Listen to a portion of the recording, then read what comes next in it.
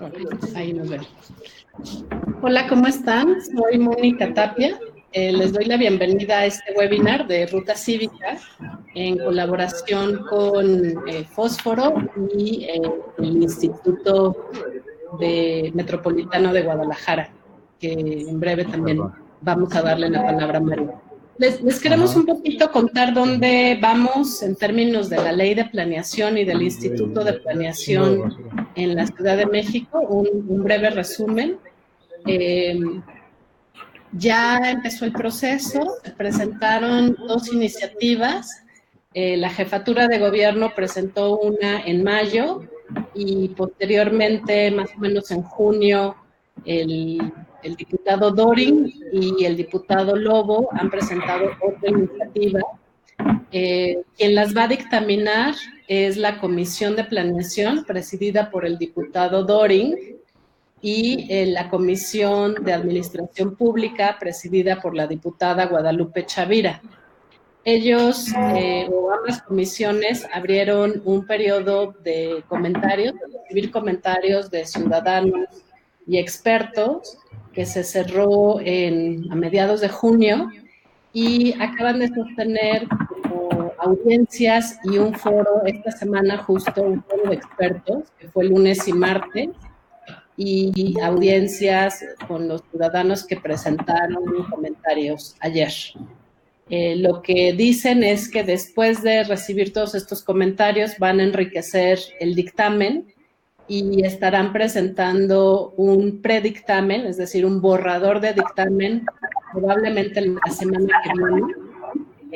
En los predictamen normalmente tienen que circular entre los integrantes de las dos comisiones por lo menos 24 horas antes, y los diputados ya llegarán a discutir. Ese dictamen, una vez que se discuta, se envía al Pleno, y la idea que ellos tienen o el plan que tienen es votarlo alrededor del 5 de septiembre. Ahora, en medio de todo esto está un amparo que hicieron la Coordinación de Barrios y Pueblos de Xochimilco contra el método de consulta, porque no sigue los estándares internacionales de consulta a barrios y pueblos originarios. Entonces tienen que resolver algo sobre este dictamen, sobre este amparo, probablemente antes de emitir el dictamen y de mandarlo al Pleno. Esto da un poco de incertidumbre en términos de los tiempos y probablemente lo retrase un poco, pero el artículo transitorio que reformaron los diputados dice que la ley de planeación debe de estar lista para el 1 de octubre. Entonces, digamos, habrá un periodo de retraso, probablemente en septiembre, pero si se quiere cumplir con este plazo del transitorio, pues estará más o menos aprobándose a lo largo de septiembre. Por eso es que estamos, digamos, muy intensamente pensando en que este es el momento de revisar las iniciativas, de revisar el dictamen, de estar comentando, de estar participando. Puntos importantes, y ahora les platicaré un poquito rápido del repositorio que estamos haciendo, pero puntos importantes de esto es que la ley de planeación debe ser transversal, debe de tener algo, un poquito de temas de categorías territoriales o de ordenamiento territorial, algo de otros temas de procedimientos, de modelo de participación ciudadana.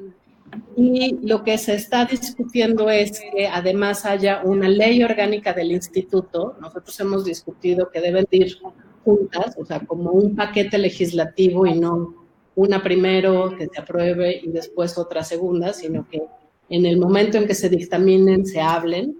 Pero bueno, esta ley orgánica aún no hay iniciativa, entonces no sabemos qué va a pasar con ella. Probablemente la presenten y la quieran aprobar en octubre.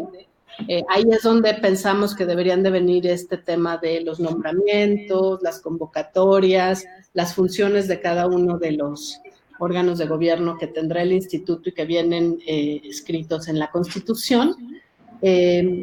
y probablemente habrá después otra ley de ordenamiento territorial, porque esta de planeación es, digamos, multidimensional, multisectorial, no será exclusivamente sobre ordenamiento, entonces habrá otra de ordenamiento, se está discutiendo y la verdad es que no hay plazo para eso, y probablemente otra ley más sobre el Consejo de Evaluación, que deberá ser autónomo y que la idea es que, como uno de los planteamientos es que lo que es actualmente evalúa Ciudad de México se convierte en este Consejo de Evaluación Autónomo. Entonces, estamos discutiendo en que la ley de planeación va a ser 1, 2, 3, alrededor de 4 o 5 leyes más, y es un proceso que apenas empieza.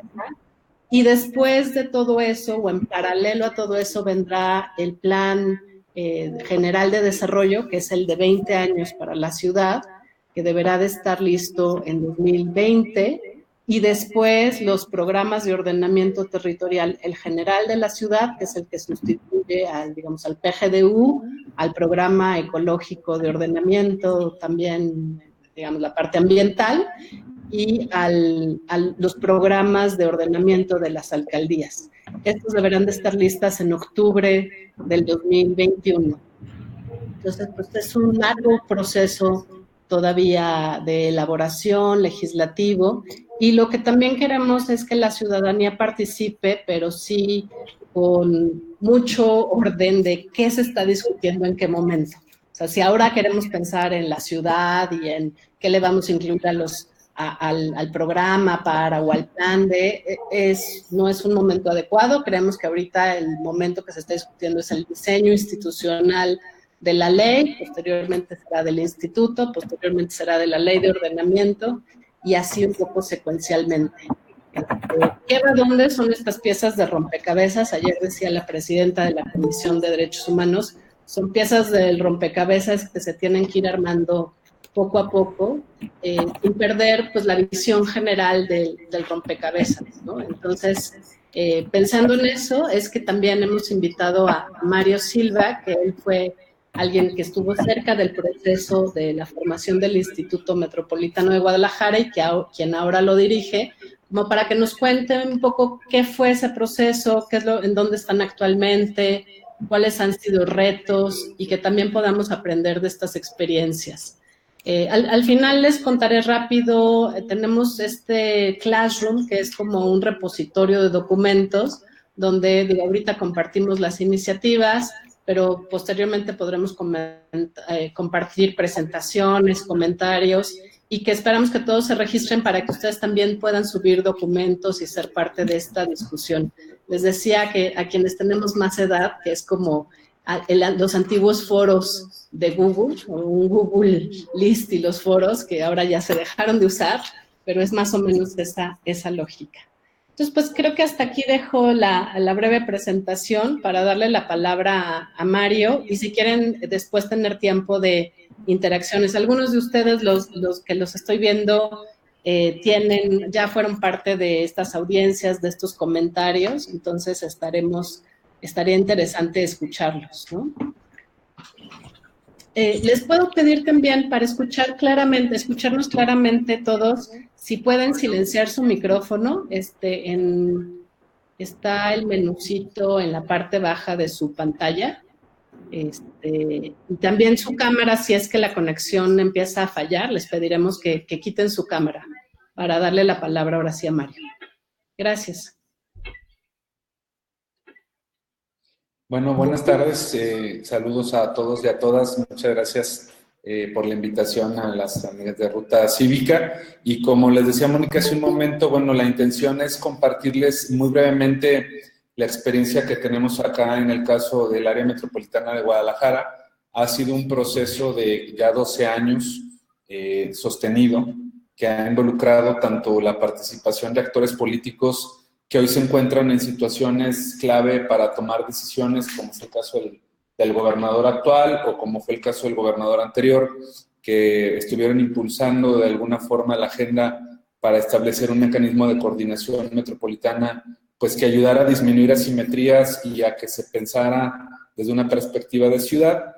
Y por el otro lado, una sociedad civil que fue y ha sido muy activa a partir también de situaciones donde la fragmentación institucional nos llevó a perder oportunidades como el apoyo que se dio para la construcción de la línea 2 de Macrobús por una coyuntura que politizó y partidizó, como ocurre en muchas ciudades, a las opciones de transporte masivo, los temas de agua, los temas de residuos, los temas de gestión de áreas verdes. Entonces, bueno, en el caso de nosotros ha sido una historia pues que ha ido cuesta arriba, pero creo que ya ha empezado a dar frutos importantes. Sin ir más lejos, el día de hoy acabamos de aprobar el mapa base para la cobertura del servicio del transporte público en el área metropolitana.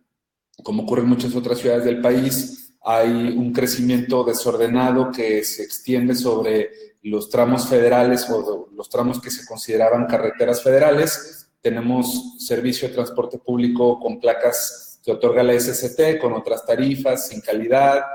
No es que el transporte estatal sea de la mejor calidad, pero pues tiene parámetros más estrictos que lo que las placas federales tienen. Y hoy, por primera vez, se plantea una cobertura de transporte basado en el Plan de Ordenamiento Territorial Metropolitano, conectando centralidades metropolitanas que ya están identificadas en este instrumento. Y bueno, son algunas de las cosas que nos están ya empezando a operar y a funcionar. Tengo una presentación muy breve que también les voy a compartir. Déjenme, nada más acá me conecto para compartir esta presentación. Y entonces, nada más denme un segundito. Ver pantalla completa. Bueno, lo que vamos a compartirles es, como les decía, la experiencia del proceso de gobernanza metropolitana, que se empezó a fundamentar en el esquema de planeación territorial, pero que a unos años ya empezó a avanzar hacia algo que hemos denominado gestión del desarrollo, poniendo también instrumentos que permitan controlar y hacer efectiva la herramienta de planeación, particularmente con Fondo Metropolitano. Ahorita les voy a platicar algunos de los mecanismos.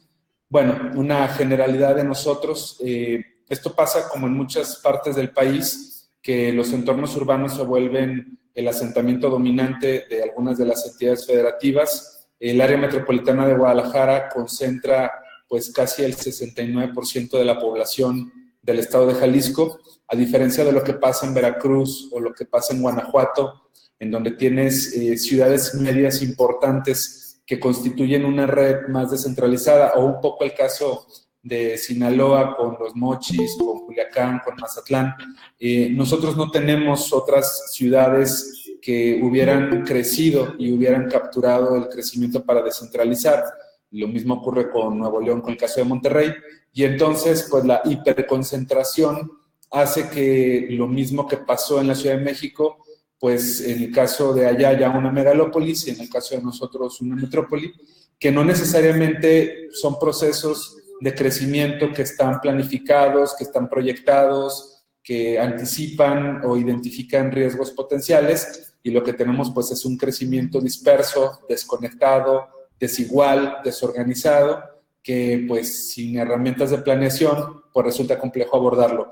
El último antecedente que tenemos nosotros de un esfuerzo de planificación de zona conurbada no metropolitana fue de 1982, cuando la metrópoli solo integraba 4 de los ahora 9 municipios metropolitanos, y hasta el 2016, que se aprueba el Plan de Ordenamiento Territorial Metropolitano, pues tenemos una estrategia de modelo policéntrico, de desarrollo orientado al transporte, pero pues hay que sumarle más de 32, 33 años de retraso y obviamente de externalidades negativas acumuladas, y aún así, en un ejercicio que hizo el IMCO, nos calificaban como el área metropolitana mejor evaluada. Sin embargo, pues es una evaluación que sale reprobatoria. Sacamos 58 de 100 puntos. Entonces eso pues nos da un parámetro de cómo se encuentra esta realidad, y pues es una dinámica que es común a las otras 73 zonas metropolitanas que identifica el INEGI, que dicho sea de paso, ese es un criterio que habría que cuestionar y analizar, porque pues hay algunas urbes que no son necesariamente una metrópoli, sino son conurbaciones. Bueno, nosotros hemos tenido un crecimiento muy intensivo, como pueden ver, pasamos de 22,000 hectáreas en los años 80 a casi 70,000 hectáreas en el 2015. Estamos en proceso de actualización de nuestra información sobre la superficie urbanizada y ocupada. Y lo que pueden ver en la pantalla es en color rojo la mancha urbana, y lo que está en el contorno negro con amarillo es el área metropolitana formalmente decretada por el Congreso del Estado. Este es un tema importante, y pensando en el caso de lo que se está discutiendo en Ciudad de México, este asunto de la planificación del territorio tiene una debilidad importante en términos legales, porque en el caso de nosotros, los ayuntamientos son los que tienen la primera y la última palabra con los usos del suelo, y en un esquema metropolitano o un esquema de ciudad, que ahora es el caso de la Ciudad de México con las alcaldías, y además con los municipios con los que comparten la mancha de la megalópolis, habría que revisar de qué forma se trasciende la simple coordinación y la asociación intermunicipal con un mecanismo más intenso que obligue a tomar decisiones de forma coordinada, porque de otra manera, pues, seguimos con convenios, pues, débiles que no nos ayudan a avanzar en ese sentido, ¿no?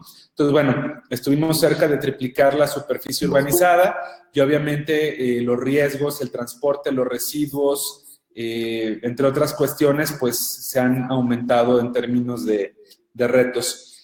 Ya entrando en materia de lo que tenemos de experiencia en el marco legislativo, es importante decir que el caso de nosotros es un caso peculiar, porque, como pueden ver, en el 2010 se hablaba de 59 zonas metropolitanas, ahora en el 2015 estamos hablando de 74. Habría que ver la última, más bien la actualización que haga en próximos meses INEGI con CONAPO, cuántas nuevas metrópolis adicione. Ojalá que fuéramos menos, porque lo ideal no es que tengamos tantas áreas metropolitanas. Pero bueno, es un fenómeno que se está extendiendo, pero conurbación no es sinónimo de metropolitanización, y creemos que un debate fundamental es que si las ciudades crecen, obligatoriamente tengan un mecanismo que prevea qué hacer con las consecuencias de ese crecimiento. En el caso de Jalisco, los temas metropolitanos tienen una obligatoriedad constitucional.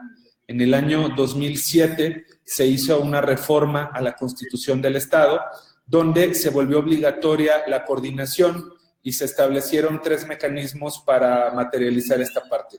El primero es el reconocimiento de la figura de área metropolitana como una competencia del Congreso del Estado.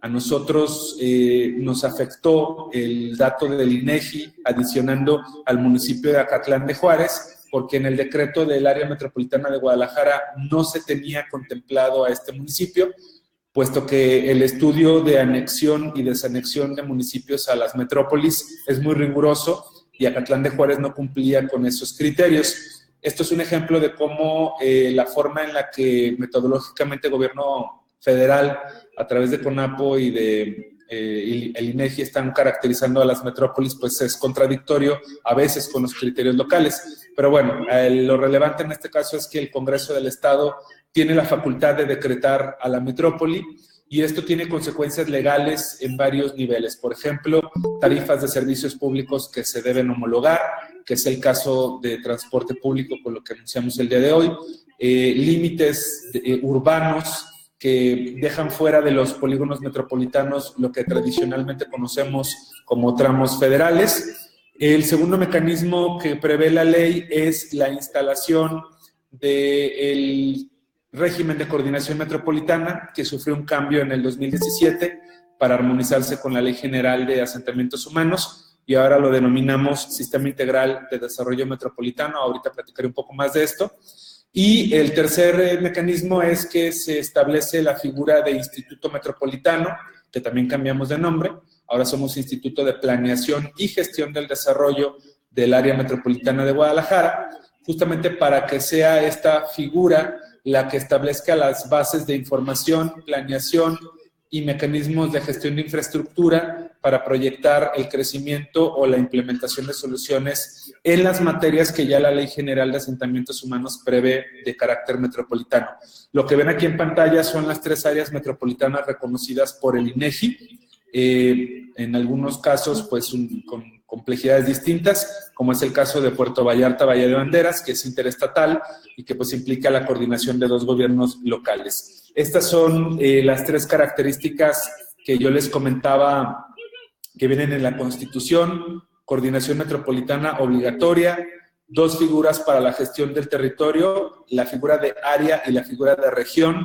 No tenemos hasta este momento decretada región metropolitana y se diferencia del concepto de área en que tanto la región se enfoca más a reconocer y validar fenómenos socioeconómicos y la figura de área a establecer obligatoriedades en planificación urbano-territorial. Y bueno, los mecanismos institucionales que deben entrar en el esquema de gobernanza metropolitana, que en un momento más voy a platicar. Nosotros entonces tuvimos un cambio en el 2017 para armonizar nuestra legislación local con la nueva agenda urbana y con la Ley General de Asentamientos, y entonces pasamos de una idea de régimen de coordinación a un sistema integral de desarrollo metropolitano que tiene metas, objetivos, actores y materias concretas. Como pueden ver en el gráfico, por un lado hay unos temas de interés metropolitano que ya están contenidos tanto en la Ley General de Asentamientos como en el Código Urbano de Jalisco, como en la Ley de Coordinación Metropolitana. Este es un tema muy importante porque hablando de qué temas deben ser sujetos de coordinación o qué materias urbano-territoriales deben ser sujetas de planificación, vale la pena revisar el artículo 34 de la Ley General de Asentamientos Humanos, que ya nos establece 15 temas, entre ellos seguridad, calidad del aire, movilidad y transporte, equipamientos estratégicos, reservas naturales, entre otros, y que me parece que serían fundamentales también para el debate del nuevo Instituto de Ciudad de México, porque, digamos, se reconoce la dimensión biofísico-territorial sobre la cual otras actividades de carácter social o económico se tendrían que dar.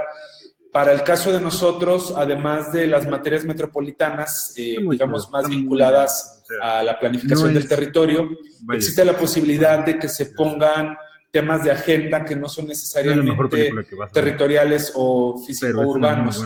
Hablo, por ejemplo, de temas como mejora regulatoria, igualdad sustantiva, trabajo de inclusión con sectores vulnerables, los temas, por ejemplo, de metrópoli amigable con personas mayores, la integración y la planificación con enfoque de comunidades para incorporar, por ejemplo, temas de diversidad sexual o de planificación del territorio y del transporte con una perspectiva priorizando mujeres, entre otras cuestiones, ¿no? Que no están sujetas a esta Ley General de Asentamientos, pero que sí son prioridad de las alcaldesas y de los alcaldes en el caso de nosotros. Luego tenemos instancias concurrentes que no necesariamente son de materias de planificación territorial. Hablo, por ejemplo, de la unidad de inversión de la Secretaría de Hacienda, que toma decisiones sobre los territorios y que implican a veces criterios que pueden ser contrarios a herramientas que tenemos en lo local. Es común que muchas ciudades pidan dinero de fondo metropolitano para pacificar tráfico en centros históricos y una variable que se pondere sea cómo las medidas aumentan velocidad promedio con estas intervenciones, lo cual es contrario, ¿no? Entonces, es importante entender que en la parte de la planificación del territorio tenemos identificados a la Semarnat, a la SEDATU, a la SCT, o a las contrapartes estatales, pero no tenemos identificado que hay otros agentes institucionales que participan y deciden en el territorio. Ejemplo de ello puede ser el paso de la caravana migrante hace algunos meses por todo el territorio nacional, que implicaba tomar decisiones sobre en dónde recibir a las personas migrantes, ya sea por estancia corta, como es el caso de una caravana migrante, o por una situación de extrema urgencia, que puede ser desde un desplazamiento por un conflicto armado hasta un desplazamiento por una situación de desastres naturales. Entonces, ahí tenemos que trabajar con la SEDENA, ahí tenemos que trabajar con el Instituto Nacional de Migración o con algunos otros mecanismos que existen en el gobierno federal. Resuelto que no es tan sencillo ese debate, pueden ver del lado izquierdo, ahora sí, los actores que participamos dentro del sistema integral del desarrollo metropolitano. Tenemos 4 instancias generales y 2 instancias auxiliares.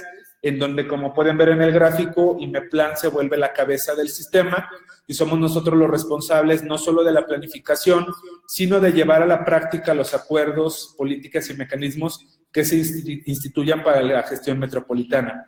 Para nosotros la figura más importante es la Junta de Coordinación Metropolitana. Como pueden ver en el gráfico, está integrada por 4 ámbitos esenciales. Por un lado, los 9 municipios del área metropolitana de Guadalajara, que solamente pueden estar representados por los alcaldes o por los síndicos o síndicas. No es delegable en la figura de un director de planeación, de desarrollo urbano, de movilidad, la responsabilidad de la Junta, porque la Junta es la máxima autoridad para la metrópoli y entonces son decisiones que afectan al Poder Ejecutivo. Por otro lado, el gobierno del Estado, representado en la figura del gobernador o de algún secretario de gabinete que designe, en este caso el gobernador, en esta administración actual, ha designado al jefe de gabinete como su representante ante la Junta. Hemos tenido la participación del 100% del gobernador en las sesiones que hemos tenido de la Junta de Coordinación. Tenemos un asiento con voz y voto a cargo de la SEDATU, en este caso el secretario Román Meyer designa, puede venir él, puede venir un subsecretario o un director general. Generalmente atiende nuestra convocatoria el director general de Coordinación Metropolitana.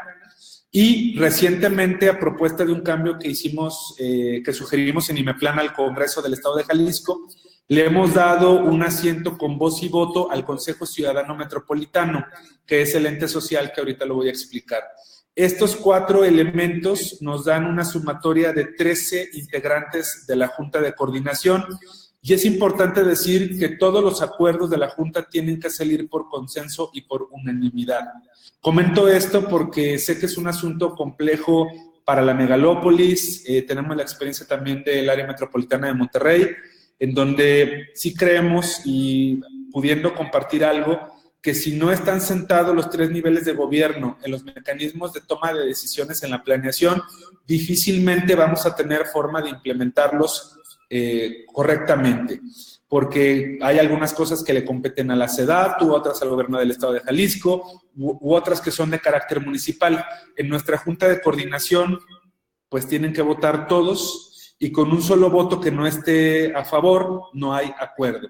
Y en ese caso, nosotros como IMEPLAN tenemos voz dentro de la Junta y el director de IMEPLAN, en este caso su servidor, es el secretario técnico de la Junta y además de dirigir el instituto, está la responsabilidad de materializar los acuerdos de la Junta de Coordinación Metropolitana e informar en cada sesión qué avances tenemos respecto de los mismos. También es importante decir, porque sé que es un debate que está abierto para ustedes con el tema del Instituto para la Ciudad de México, que el cargo de director o directora de IMEPLAN tiene que ser por unanimidad de los alcaldes y el gobernador, lo cual es complicado a veces de lograr. Bueno, lo hemos logrado y aquí seguimos, ¿verdad?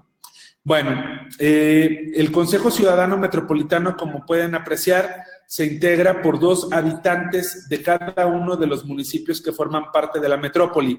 El gobierno del Estado de Jalisco no tiene representantes ciudadanos y en este caso son los plenos o los cabildos de los ayuntamientos los que por convocatoria integran una serie de ternas y los plenos de ayuntamiento votan titulares y suplentes y le notifican al IMEPLAN quiénes son sus 2 representantes ciudadanos. Hay una serie de criterios que hay que cumplir y bueno, en la actualidad tenemos representantes de todos los municipios, salvo el caso de San Pedro Tlaquepaque, que tuvieron una baja de una de sus titulares y están en proceso de renovación.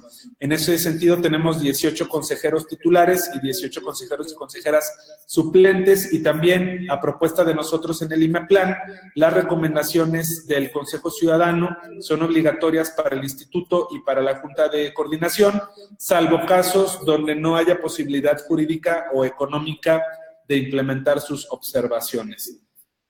Tenemos una figura nueva que hoy instalamos ya finalmente la Junta de Gobierno de una de nuestras agencias metropolitanas. Las agencias metropolitanas dentro del sistema integral están concebidas como el modelo de gerencia metropolitana o de gerencia de ciudad. No nos gusta decir que son gerencia de ciudad porque creemos más en la figura de gerencia metropolitana, porque esto implica que los ayuntamientos se pongan de acuerdo en qué servicios públicos quieren que se operen de manera metropolitana. Las agencias solo administran estos servicios, no planifican, no toman decisiones y hacen el trabajo, que no es menor, de administrar cosas particulares. Teníamos ya una suerte de agencia que viene funcionando de esa manera desde hace más de 25 años, que es el CIAPA, el Sistema Intermunicipal de Agua Potable y Alcantarillado. Todavía no podemos decir que es la Agencia Metropolitana del Agua porque no tiene integrada a los 9 municipios, pero se encargan de todos los temas de agua potable y alcantarillado en 5 de los 9. El Bosque de la Primavera tiene un organismo público que lo administra territorialmente.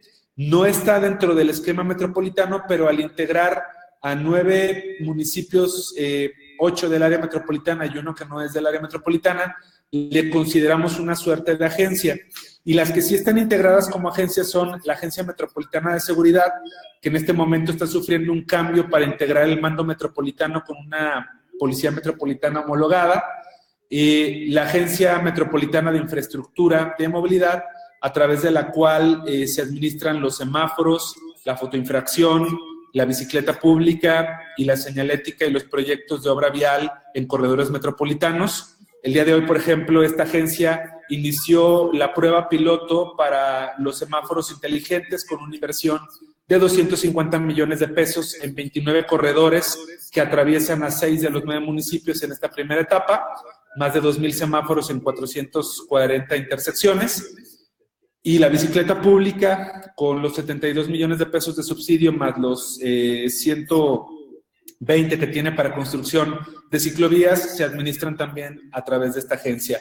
Y hoy instalamos la Junta de Gobierno de nuestra nueva Agencia de Bosques Urbanos, con la cual vamos a administrar 14 parques de gran formato que tienen 2 características: espacios recreativos y además elementos que alimentan el sistema de servicios ambientales del área metropolitana.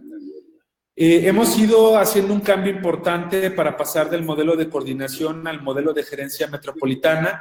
En este gráfico ustedes pueden ver qué hacemos en el instituto y qué hacen las agencias. El instituto se encarga de la generación de información. Por ejemplo, el año pasado contratamos un vuelo fotogramétrico con el que pudimos entregarle los catastros digitalizados a 5 municipios de los 9 metropolitanos, que son los que tienen menores ingresos económicos y no podrían contratar este vuelo, y que ahora con lo que les entregamos van a poder mejorar el cobro de sus catastros y finanzas municipales. Entonces nosotros custodiamos el sistema de información y gestión metropolitana, nos encargamos de la planeación de conformidad a la legislación estatal, generando 4 herramientas obligatorias de planeación.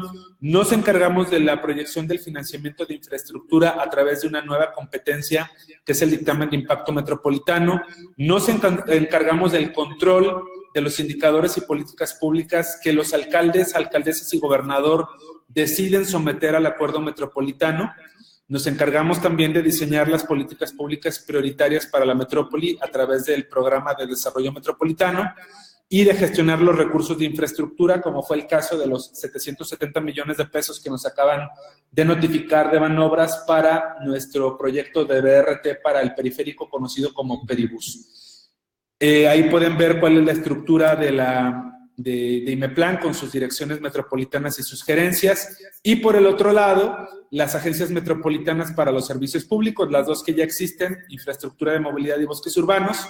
Urgencias médicas, que está en discusión, que esa la veo complicada, que implicaría armonizar y homologar los servicios médicos de emergencia de los municipios. Y hoy empezamos los trabajos de diagnóstico para la agencia de residuos.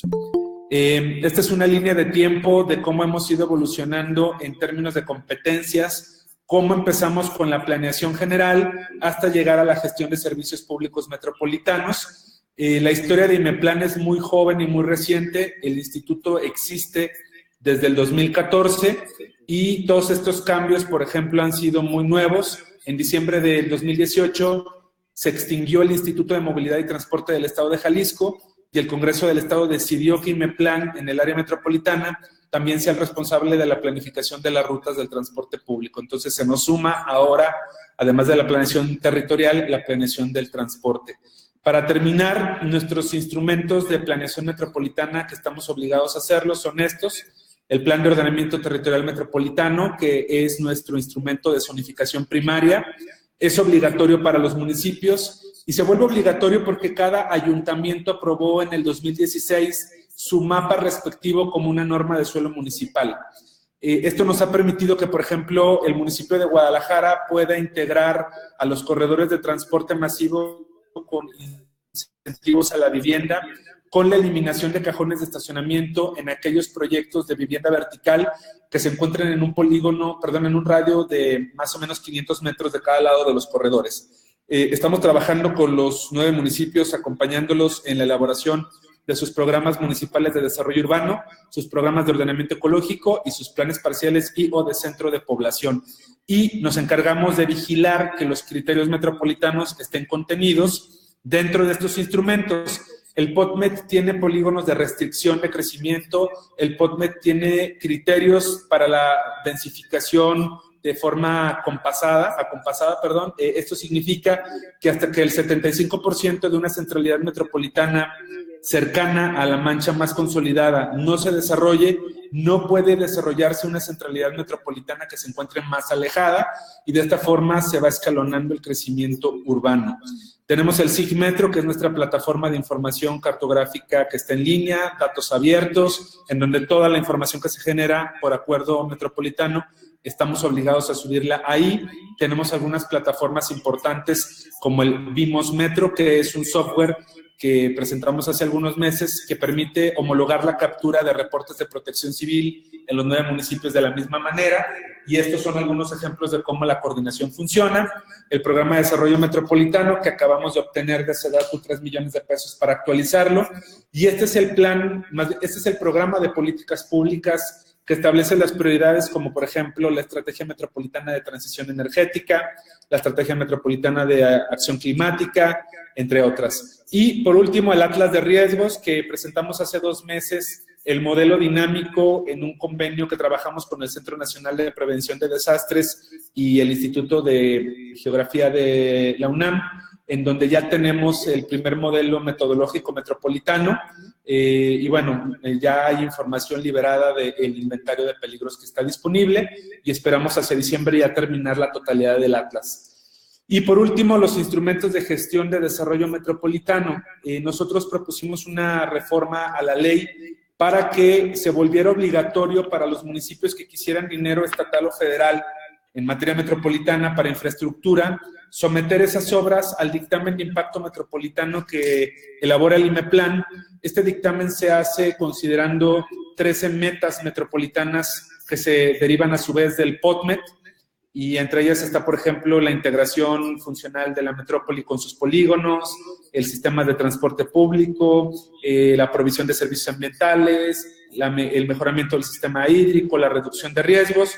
Es una metodología que se publicó el 6 de abril en el Periódico Oficial de Jalisco, y ya por primera vez la metrópoli dictaminó 2 proyectos que se presentaron a SEDATU y Hacienda Federal para Fondo Metropolitano: el entorno urbano periférico para complementar el proyecto de Peribús con banquetas, ciclovías, arbolado, iluminación, centros de transferencia modal, y otro proyecto para el Parque Solidaridad, que es un bosque urbano que está en los límites de Guadalajara y Tonalá.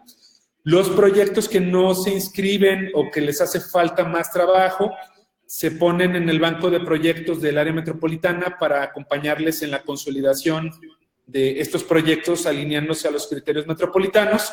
Y por último, IMEPLAN es dueño de la marca Guadalajara, que tiene un fideicomiso que está enfocado a la comercialización y explotación comercial de la marca, con el objeto de poder financiar desarrollo metropolitano con los ingresos que se obtienen de la marca ciudad, de la cual también los municipios forman parte. Y ahora sí ya prometo callarme, de últimas, de verdad, las mesas metropolitanas como figuras auxiliares, que si ustedes me preguntan, a mí me parece que es lo más relevante del modelo de coordinación, porque las mesas metropolitanas son el espacio donde directores y directoras, secretarios y secretarias de los temas metropolitanos se encuentran para plantear problemas comunes y buscar medidas de solución también comunes. Tenemos mesas en distintas materias. Estas mesas tienen la participación obligatoria de los directores. Por ejemplo, están viendo en pantalla de la mesa de medio ambiente. Aquí hay algunos ejemplos de los instrumentos que los 9 directores de medio ambiente municipales y el secretario de Medio Ambiente han creado a través de esta mesa: el convenio para la creación de la Agencia de Bosques Urbanos, el inventario de gases de efecto invernadero metropolitano, el programa de ordenamiento forestal metropolitano, el inventario ladrillero de la zona sur de la metrópoli, el convenio de coordinación para supervisar descargas de aguas en el río Santiago, un estudio de aguas subterráneas que estamos haciendo con la Universidad de Guadalajara, en donde estamos invirtiendo casi 2 millones de pesos, y el plan de acción climática metropolitano con apoyo de la red de C40. La Mesa Metropolitana de Movilidad, por ejemplo, hoy también aprobamos con los alcaldes y gobernador los criterios para la prueba piloto de patines eléctricos, mientras que en Ciudad de México están saliendo. Pues aquí ya la norma va a permitir que a partir de septiembre tengamos estos servicios operando en la metrópoli, aprendiendo de las lecciones que nos dejó el caso de Ciudad de México. Tenemos el ordenamiento de cobertura de transporte público, de sitios de taxi. También la Mesa de Movilidad aprobó la estrategia de transporte de carga. Pueden ver la de ordenamiento de suelo, gestión de suelo y ordenamiento metropolitano, la norma técnica de gas natural, la aplicación de los nuevos entornos urbanos sustentables como instrumentos de gestión, o el proyecto de monitoreo del crecimiento urbano de conformidad a los polígonos de contención del POTMET. Ayer presentamos las primeras anteproyectos de norma técnica sobre riesgos sísmicos y seguridad estructural, aprendiendo también de lo que pasó en Ciudad de México, en temas tan específicos como diseño estructural, mampostería, madera, concreto, cargas y combinaciones. Y en noviembre tendremos el primer compendio de normas técnicas a nivel metropolitano para que todos los ayuntamientos puedan dar dictámenes que contemplen los riesgos de seguridad estructural en todo el proceso para una casa o para una obra pública de gran magnitud. La Mesa de Protección Civil y Bomberos, que ya platicamos algo del marco metodológico de riesgos. La de Igualdad Sustantiva, donde tenemos grupos de trabajo concretos. Lanzamos el mes pasado la primera red metropolitana de ciudad amigable con adulto mayor, que implica hacer cambios en parques, espacios públicos, oficinas, transporte, toda una serie de trabajo para integrar a las personas mayores a la ciudad. Los temas de género y movilidad, que también por ahí traemos otros temas, y el tema de migrantes y desarrollo metropolitano, que presentaremos en próximas semanas. Y bueno, por último, el tema de mejora regulatoria, donde ya tenemos homologados trámites de licencias de construcción y apertura de comercios de bajo impacto. Se acaba de instalar la mesa de vivienda, traemos unos proyectos con el Banco Interamericano de Desarrollo y estamos haciendo un inventario de viviendas abandonadas, y también ya tenemos el inventario de asentamientos irregulares de la metrópoli. Y por último, la mesa de interoperabilidad, donde estamos buscando la homologación de los catastros y dar información para que los municipios funcionen. Ya no me voy a detener con la metodología de impacto metropolitano, ya lo comentamos, también ya platicé del POTMET, los criterios que ya les mencionaba. Estos se van a quedar para ustedes esta presentación, el modelo policéntrico. Lo que ven, por ejemplo, en este mapa, todas las centralidades, a excepción de 2 que tenemos por acá, ya quedaron conectadas con la nueva red de transporte público que se planteó el día de hoy, el sistema verde, los nuevos entornos urbanos sustentables, que es lo que queremos potenciar en polígonos estratégicos de desarrollo urbano. Y bueno, pues no ha sido fácil, ¿verdad?, poder poner de acuerdo a los alcaldes, a las alcaldesas. Este es un ejercicio de planeación comunitaria que hacemos, que se llama Ruta 2042, donde IMEPLAN va a alguno de los 850 asentamientos rurales y agrarios que tiene la metrópoli, que pues son las otras voces de la gente que no viene a las mesas de planeación o a las consultas públicas que se hacen. Y bueno, con esto creo que me extendí muchísimo, pero pues la idea era compartirles un poquito de la experiencia que tenemos. Listo. Muchísimas gracias. Estuvo buenísimo. Creo que nos da un gran panorama de todo lo que puede hacer un instituto de planeación metropolitano. Y tal vez a mí se me omití esa parte, pero la nueva Constitución de la Ciudad de México establece que sí, que habrá una coordinación de desarrollo y una nueva ley de desarrollo metropolitano. Es otra ley en construcción.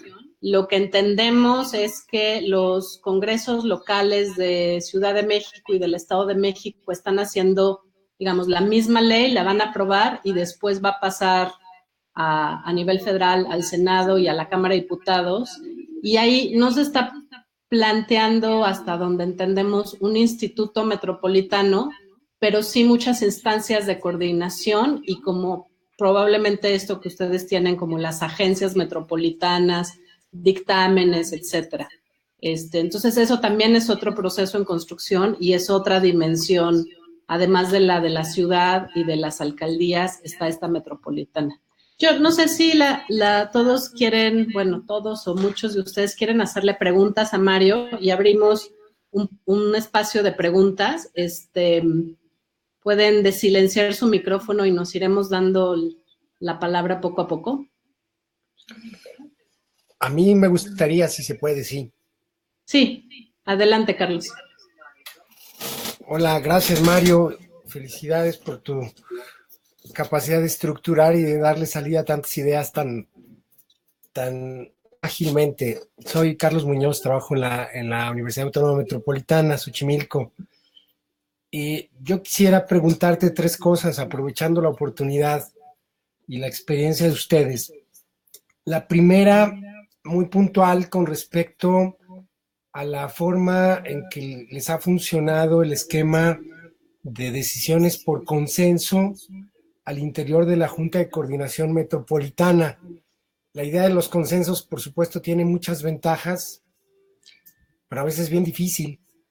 Si ustedes en ese sentido tienen ahí algo que ayude, digamos, a reforzar la conveniencia o la desventaja o las modalidades que sobre esa base se pudiera pensar, creo que sería muy útil.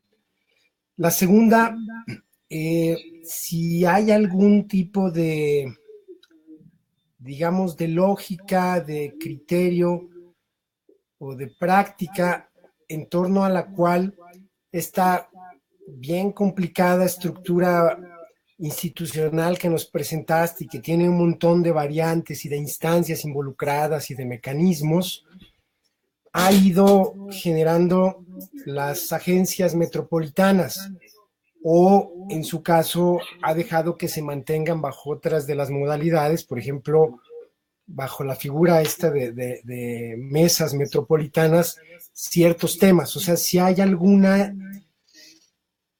criterio, algunos elementos que ayuden a, digamos, a entender la conveniencia, la experiencia de ustedes, a constituir las agendas, a dejar mesas o a moverlo de otra manera, porque, por ejemplo, si uno piensa en términos estrictamente temáticos, que supongo que en realidad en pocos casos puede ser eso lo que en los hechos oriente la forma de funcionar institucionalmente, pues uno, por ejemplo, podría decir que cosas como la parte del manejo metropolitano de residuos o calidad del aire o protección civil, por ejemplo, podrían bien funcionar bajo la lógica de agencias metropolitanas, pero algunas de esas, por lo que alcancé yo a identificar, sí están caminando, hay una lógica metropolitana, al menos a nivel de diálogo, de coordinación mínima, bajo la figura de las mesas metropolitanas, pero otras sí están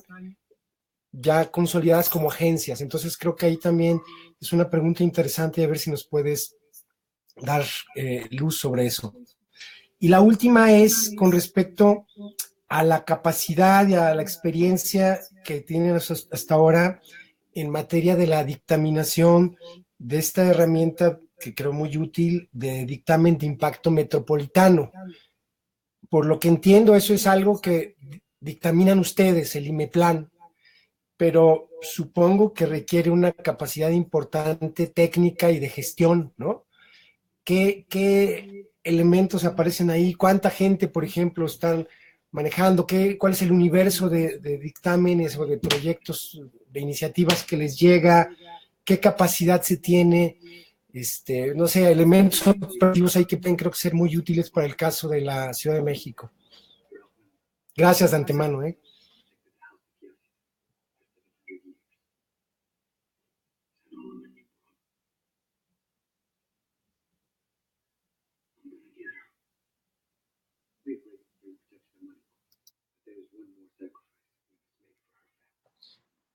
No sé si prefieran que escucháramos una ronda de preguntas y yo estoy tomando nota de todo y hago la respuesta al final para si quieren escuchamos todas las intervenciones para no, porque ya ven que agarro el micrófono y no lo suelto, entonces mejor los escucho yo a ustedes y ya respondo al final.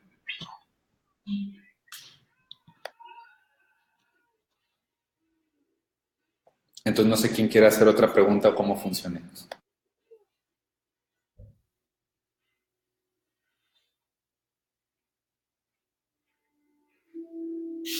¿Alguna otra pregunta que se quiera hacer?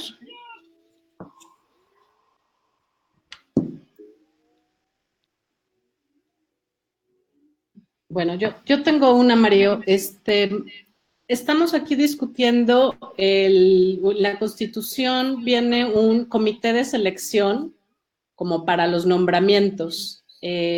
Traemos la discusión de si los nombramientos deben de ser, o bueno, en la iniciativa del Ejecutivo, los manda la jefatura de gobierno, incluso el del comité de selección, y casi que el Congreso los aprueba y ya. Y nosotros pensamos que ahí no habrá pues no sé si tanta representatividad, legitimidad, etcétera. Entonces, nos decías que fue un proceso, como dice Carlos, de consenso y de mucho trabajo, y queríamos como conocer tanto los nombramientos, sobre todo estos son los nombramientos ciudadanos, ¿no? Bueno, en caso de que el director venga de algún otro lugar, o el consejo ciudadano que tienen ustedes, o sea, cómo se eligen y con qué criterios, qué perfiles, o sea, esos temas. Y tal vez lo tercero es cómo han logrado como secuenciar las decisiones, porque aquí está siendo difícil decir, bueno, primero trabajemos diseño institucional, luego trabajemos estos otros temas, y en la amplitud, y cuando tú dices 12 años, pienso, híjole, ¿cómo se logró eso? Secuenciar todo lo que se ha hecho para tener como por lo menos un rato, discusiones productivas. Aquí Tania está poniendo. Pone otra pregunta en el chat, y si la gente quiere poner en el chat, adelante. Perfecto, pues comienzo con las preguntas que nos planteaba Carlos hace un momento. Empiezo con el tema de las decisiones. Tengo una pregunta. ¿Perdón? Ya. Ok. Yo tengo una pregunta Adelante. también. Cecilia, entiendo, ¿verdad? ¿Sí? ¿Me lanzo para esta ronda? Hola, buenas tardes. Sí, Cecilia. Hola, les llama Cecilia Guillén de la Ciudad de México, de primera persona, y nosotros trabajamos de accesibilidad y discapacidad.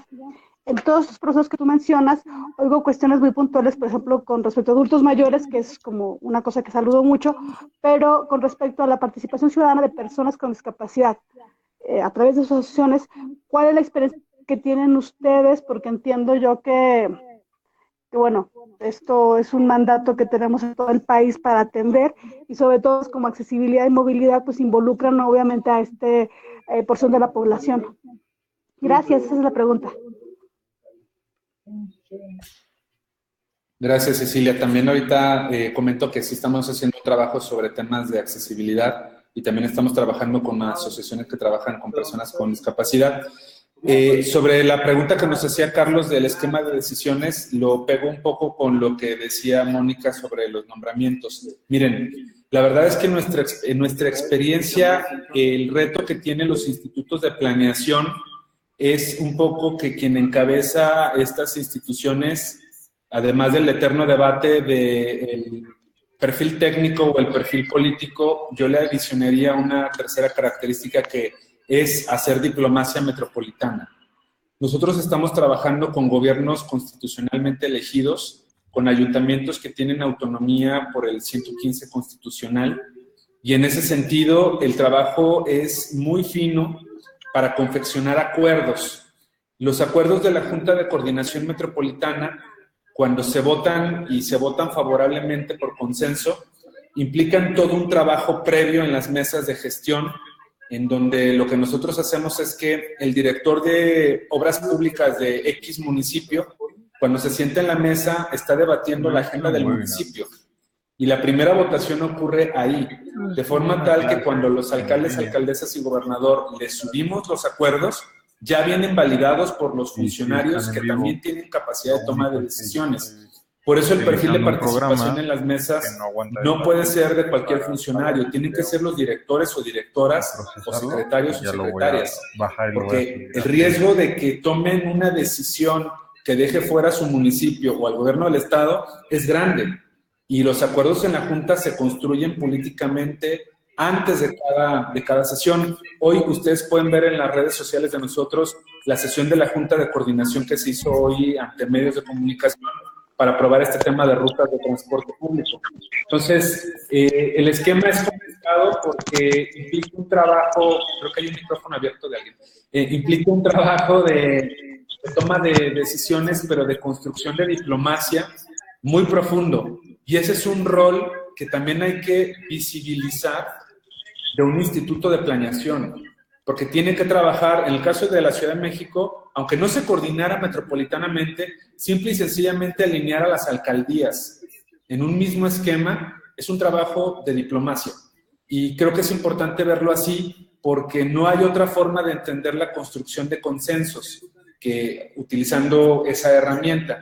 En el caso de nosotros, todo ha salido por unanimidad. Hemos tenido periodos en donde nunca ha habido un solo color político en las administraciones estatales y municipales. Yo entré como director en el 2017, el gobierno del estado y 3 municipios eran de un partido político y otros 6 municipios eran de otro partido político. Y desde entonces, y antes de mí, con los 2 directores que tuvo IMEPLAN previamente, el reto era construir los acuerdos de esa manera. Por ejemplo, se aprobó la Agencia Metropolitana de Seguridad en un contexto de partidos políticos en diferentes municipios y gobierno del estado, y se pudo tomar la decisión por unanimidad. Entonces, yo creo que la experiencia de aquí nos indica que esto sí es posible, que debes de tener una sólida base técnica, y ahorita platico cómo estamos fortaleciendo esa parte, porque también era una pregunta sobre la capacidad. Sobre los criterios, creo que yo distinguía hace un momento cuando hablaba del modelo, que para mí el corazón de la coordinación son las mesas, porque las mesas lo que hacen es darle la posibilidad a los funcionarios municipales y estatales a plantear los problemas comunes buscando soluciones comunes. Y en el modelo de coordinación, ellos y ellas lo que hacen es diseñar las políticas públicas metropolitanas, que tienen luego un sustento técnico o una validación técnica con lo que en IMEPLAN hacemos, y que luego se convierten en una decisión política cuando alcaldes, alcaldesas y gobernador las asumen como propias. Es un proceso complejo. Por ejemplo, decidir adoptar a los patines eléctricos nos llevó prácticamente 9 meses, porque aunque la prioridad son 3 municipios en los que ellos quieren entrar, el acuerdo metropolitano es con los 9. Y hasta para decir que no entras a los otros 6, hay un proceso que se tiene que seguir. Entonces, siempre cuidamos esa parte, y para nosotros las mesas cumplen esa función. También las mesas permiten que la coordinación se dé sin la necesidad de generar nueva institucionalidad. Pongo 2 ejemplos y con uno de esos intentaría contestar la pregunta de Cecilia. Por un lado, la Mesa de Protección Civil en diciembre y en enero, ante las contingencias atmosféricas por la quema de llantas, basura y demás que ocurre cada fin de año, en realidad no se necesitaba una agencia metropolitana de bomberos, sino que la mesa funcionara para coordinar las acciones de las 9 corporaciones municipales más la estatal, y se pudo actuar de forma coordinada gracias a la existencia del mecanismo. Y entonces Protección Civil del municipio del Salto, que es quien tuvo mayor presión con ladrilleras y fogatas, tuvo apoyo de Protección Civil Tonalá, Guadalajara y del gobierno del estado para ampliar la capacidad de acción. Esa es una forma en la que las mesas pueden responder a temas operativos sin la necesidad de crear una agencia con burocracia, con reglamento interno, patrimonio, programa operativo y todo lo que puede implicar un asunto de más complejidad. El caso, por ejemplo, de accesibilidad se estudia y estamos trabajándolo dentro de la Mesa Metropolitana de Movilidad, que en próximos días va a anunciar la creación de un grupo de trabajo sobre accesibilidad e inclusión. Y en este caso, los grupos de trabajo le abren la puerta a asociaciones civiles, a universidades, a colegios de profesionistas, para que más allá de las capacidades de los municipios, Reconozcamos que los gobiernos municipales no tienen capacidad técnica instalada para enfrentar los retos de la accesibilidad en el diseño del equipamiento urbano, en el diseño de edificios o espacios públicos. Hay un conjunto de asociaciones que trabajan temas de cultura sobre discapacidad que están aportando propuestas muy concretas, por ejemplo, para unidades de transporte público, para unidades deportivas, para parques, para espacios públicos, y el resultado del grupo de trabajo será una norma técnica metropolitana que afecte los reglamentos de construcción, los reglamentos de gestión urbana de los 9 municipios, de los que lo tengan y los que no los tengan, la creación del mismo. Entonces, de esa forma es como estamos trabajando esos asuntos. Y en el caso de la participación ciudadana, de hecho, en este momento, en el caso de San Pedro Tlaquepaque, posiblemente uno de los perfiles que ocupe ahora una de las posiciones como consejero ciudadano metropolitano venga de colectivos y asociaciones que trabajan temas sobre discapacidad. Esa es una decisión que el municipio tomó. Yo ahí como IMEPLAN no puedo sugerir, porque sería meterme a qué tipo de organizaciones o vecinos o vecinas mande cada municipio. Ahí pues es en la libertad de cada ayuntamiento. Regreso al tema de la capacidad, las mismas preguntas que hacía Carlos. El IMEPLAN, cuando yo llegué, tenía una plantilla de 22 personas para todo esto que ustedes vieron que tenemos que hacer, y en estos 2 años hemos ido adquiriendo todas estas nuevas competencias. Hoy tenemos una plantilla de 72 personas. Pasamos por un proceso de regularización institucional, porque además, como pasa con todas las instituciones, no se crean con una base nominal correcta, con un patrimonio propio.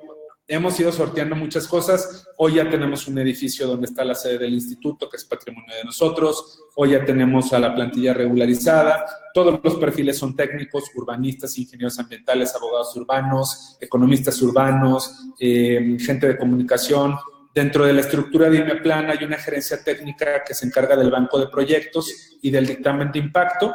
El dictamen de impacto es un mecanismo que pasa por la validación tanto de la Dirección de Planeación Metropolitana con sus 3 gerencias técnicas, como de la Dirección de Gestión del Desarrollo Metropolitano a través de banco de proyectos. Los recursos que nos hacen falta, nosotros tenemos un subsidio del gobierno de Jalisco de más o menos 40 millones de pesos. Este año nos dieron también los 72 millones de Vivici, del sistema de bicicleta pública. Por eso tenemos una cuenta muy alta de más de 118 millones de pesos de subsidio. Pero el presupuesto del instituto es cercano a los 40 millones de pesos, pero también traemos a través de la Gerencia de Cooperación Internacional una bolsa de más o menos 4 millones, medio euros, medio dólares, porque son fuentes diferentes, que con eso completamos otros proyectos que está haciendo el instituto, el estudio de electromovilidad, el plan de movilidad urbana sustentable, la estrategia de vivienda, entre otras cuestiones, ¿no? Entonces, también el instituto busca generar la captación de recursos de cooperación para el desarrollo que permitan que otros estudios y proyectos tengan viabilidad, y vamos a obtener a partir del licenciamiento comercial de la marca Guadalajara la posibilidad de un patrimonio a través de un fideicomiso derivado de las regalías que nos da la explotación comercial de la marca. Finalmente, sobre los nombramientos y la pregunta que hacía Mónica, también voy a hablar ahorita de los temas de desarrollo social. Yo creo que no hay una fórmula perfecta que nos blinde. Me parece que podemos aprender todos y todas de las experiencias de los sistemas estatales o locales anticorrupción. Sin embargo, a mí sí que me preocupa que en muchas ocasiones nos pasó con otro proceso local. A veces los criterios de selección se pueden complejizar tanto que puedas tener como resultado un perfil muy técnico, pero que no tenga capacidad de acción política, o esto que yo decía a manera de metáfora de diplomacia metropolitana. Pero por el otro lado tampoco es deseable que haya perfiles que solo sean políticos y entonces una agenda técnica no tenga la posibilidad de ejecutarse. Encontrar el equilibrio me parece que es difícil. En el caso de nosotros hemos buscado a toda costa mantener el perfil técnico de toda la plantilla del instituto para que no importe quién sea el director o directora, porque finalmente nosotros somos temporales, pero el staff técnico sí tiene que pasar por un servicio civil de carrera, por condiciones laborales que incentiven su profesionalización. Y bueno, en ese sentido nosotros vamos un poco por esa ruta. En el caso de nosotros es una terna que votan los alcaldes y el gobernador y tiene que ser por unanimidad.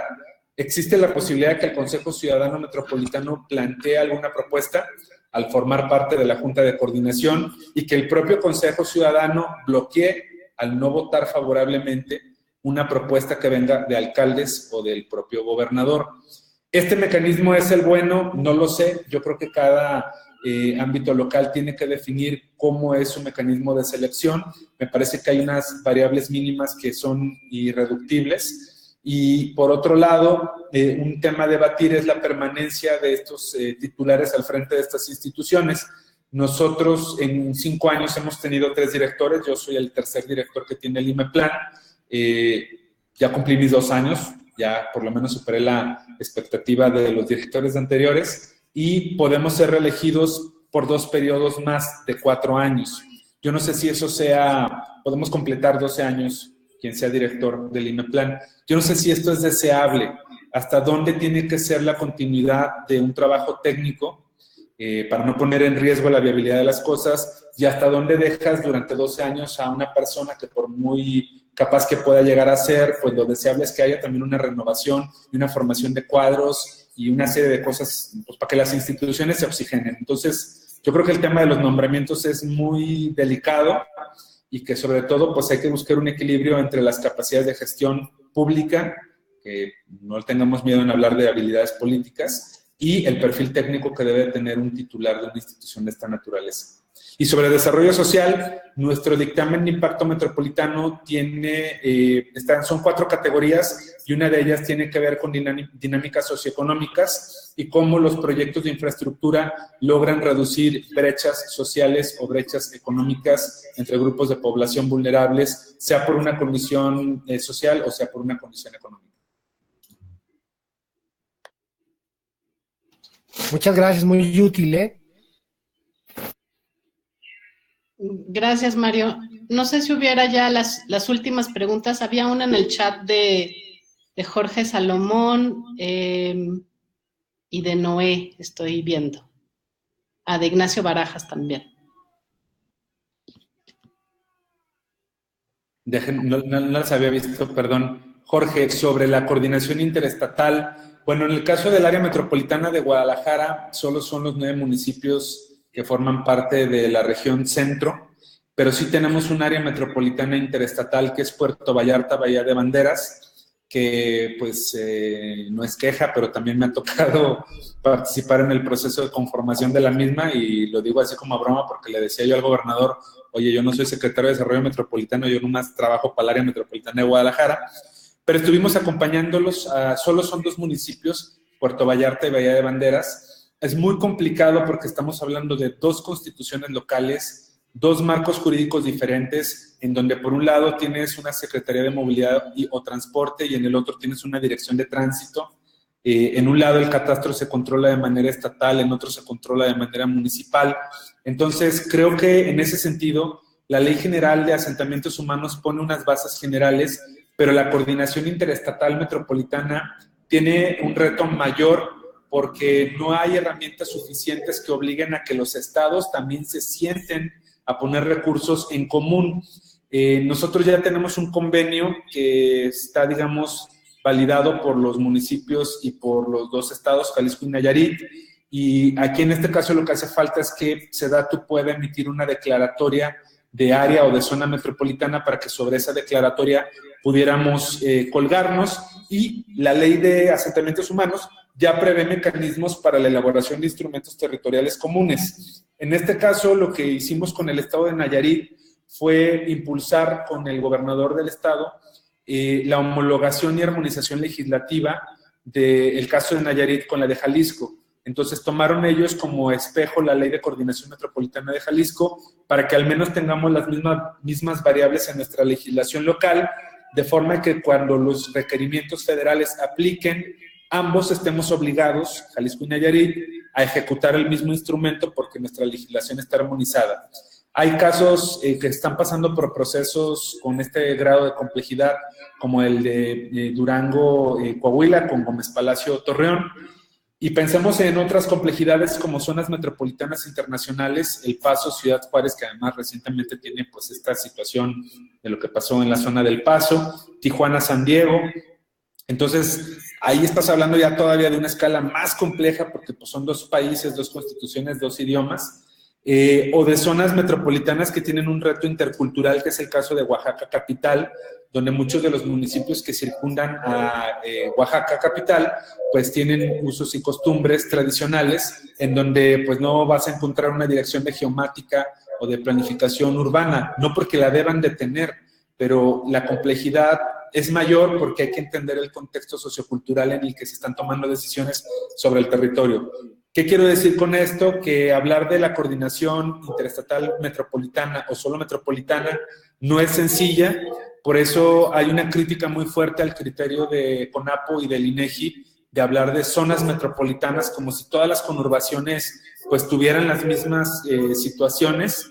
Hay incluso algunos autores que se atreven a decir que si una metrópoli no tiene aeropuerto, no podría ser considerada metrópoli.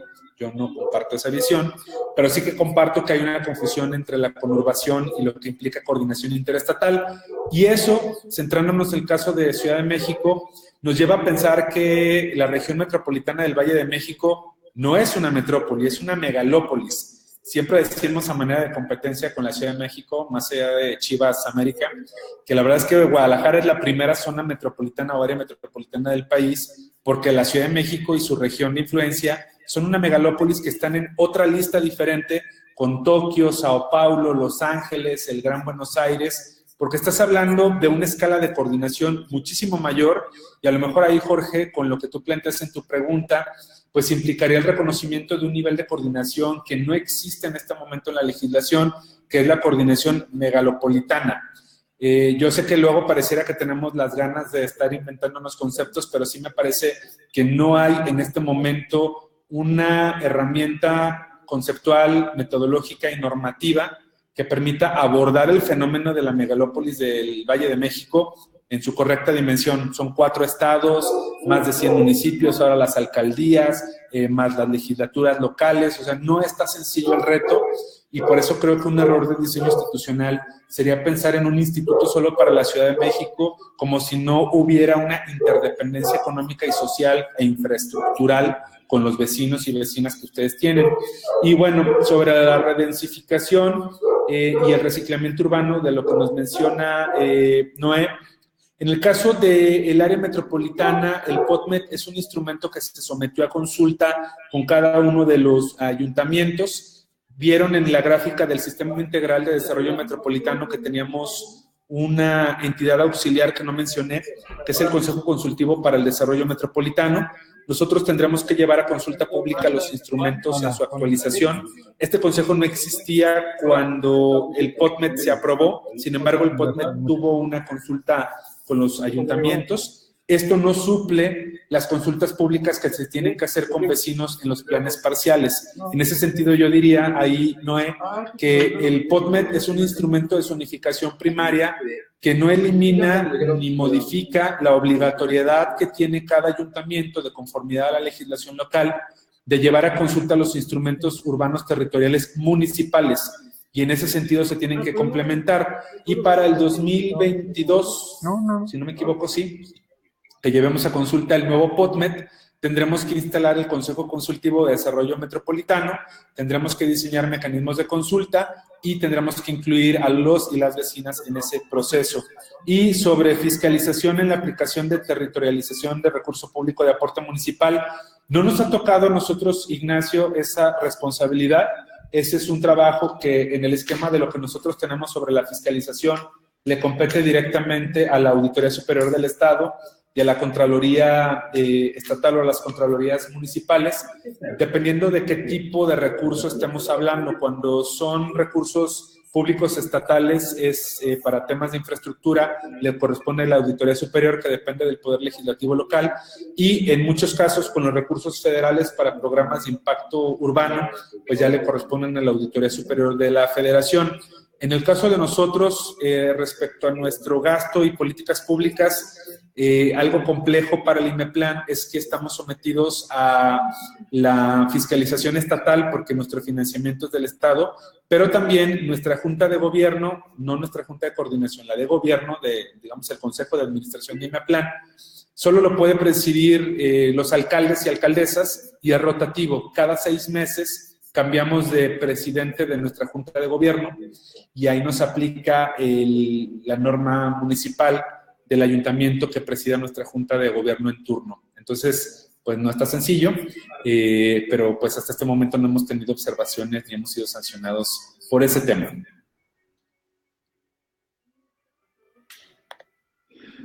Y creo que es todo de mi parte. Muchas gracias. Creo que aquí lo podemos dejar. Mario, muchísimas gracias. Nos has dado un gran panorama de este rompecabezas que hay que armar, que vamos tardísimo. Cuando nos pones también el reto de lo megalopolitano, es todavía más grande. Pero yo creo que nos señalas también muy bien el tema de que pues, sociedad civil no lo puede soltar, que tenemos que estar ahí pendientes, que esto no es solo un tema de gobierno, de legisladores, y que también hay muchos perfiles y gente interesante, interesada en estos temas, y capaz y técnica y demás. Vamos a poner tanto la presentación que nos hizo Mario en el foro que se llama Classroom, que espero que se hayan podido registrar. Y si no, creo que estaba teniendo algunos problemas, los registraremos con su correo electrónico. Nada más que si no tenemos su correo electrónico, si les llegó por otro lado, les pido que nos lo pongan ahorita en el chat, los copiamos. Tenemos también un chat de WhatsApp, por si a alguien le interesa ser parte de este chat, los podemos incluir. Ahí estamos también, es un poco más espontáneo y coyuntural, y por eso creamos este repositorio, pero déjanos su teléfono o ahorita les ponemos el enlace del chat para que ustedes mismos se puedan inscribir y estar ahí pendientes de otros tipos de cosas que estamos haciendo. Estamos usando el hashtag, si están ustedes en Twitter o en Facebook, Ley de Planeación, hashtag Ley de Planeación, para darle seguimiento, y CDMX Sustentable, por si lo quieren usar y ahí armar también la conversación. Y pues seguimos pendiente, Mario, y muchísimas gracias, y pues súper ilustrativa y fans todos de ti y del IMEPLAN. No, pues muchas gracias y estoy a sus órdenes. Les puse en el chat mi correo electrónico y también mi cuenta en Twitter, no para aumentar seguidores, sino pues si me quieren mandar mensajes a veces es más fácil. Y también les dejo la cuenta del IMEPLAN y pues muy contento de poder compartir la experiencia y también recibir su retroalimentación, y espero que algún día nos veamos todos físicamente en algún evento, fiesta o celebración que organice Mónica de Ruta Cívica. Muchas gracias. Seguro. Muchas gracias, nos vemos.